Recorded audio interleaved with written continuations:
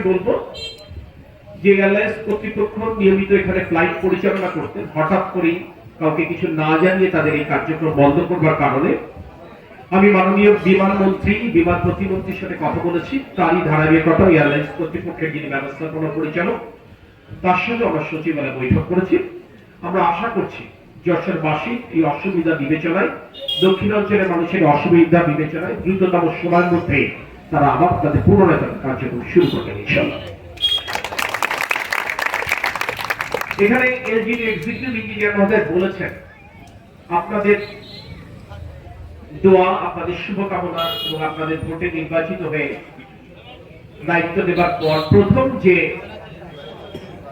সরকারি চিঠিটা আমি লিখি 12 মার্চ, সেখানে প্রথম যে রাস্তার কথা আমরা বলেছিলাম সেই রাস্তাটি হচ্ছে এই 2রা মার্চ। আমরা দায়িত্ব নিয়েছিলাম 17 ফেব্রুয়ারি, 18 ফেব্রুয়ারি প্রথম অফিসে আসি, 2রা মার্চ আমি যে চিঠিটা লিখেছিলাম সেটি।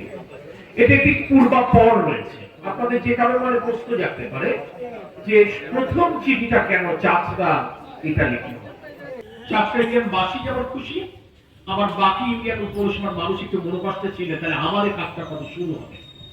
আমি আজকের এই আয়োজনের মাধ্যমে বলতে চাই, আগামী মাসের প্রথম থেকে আমরা ইনশাআল্লাহ সমগ্র বাংলাদেশের ন্যায় যশোরের প্রতিটি ইউনিয়নের প্রতিটি গ্রাম, পৌরসভার প্রতিটি ওয়ার্ডে আমরা তথ্য সংগ্রহ কর্মসূচি শুরু করতে যাচ্ছি। এটি হচ্ছে প্রাথমিক কাজ এবং এর ধারাবাহিকতায় আমরা ইনশাআল্লাহ ঘরে ঘরে ফ্যামিলি কার্ড পৌঁছে। আপনারা নিশ্চয়ই জানেন নির্বাচনের আগে দেওয়া অঙ্গীকার কৃষক কার্ড, কৃষকদের জন্য সেই কার্ড আমরা চালু করবার জন্য আমরা তথ্য সংগ্রহ শুরু করেছি। আমি আমার বক্তব্য লম্বা করতে চাই না, আমি শুধু এই কথাটি বলবো, মাননীয় প্রধানমন্ত্রী বাংলাদেশের জনগণকে দেওয়া ওয়াদা অক্ষর অক্ষরে পালন করবার জন্য সর্বতভাবে কাজ করছে। আমরা সর্বতভাবে কাজ করছি। আপনাদের দায়িত্ব থেকে আমার দলের যারা নেতা কর্মী রয়েছেন, স্থানীয় মানুষ রয়েছেন, আপনাদের এইটুকু দায়িত্ব, আপনারা নিজেদের এলাকার শান্তি শৃঙ্খলা পরিস্থিতিটা যেন বজায় থেকে নিশ্চিত করা।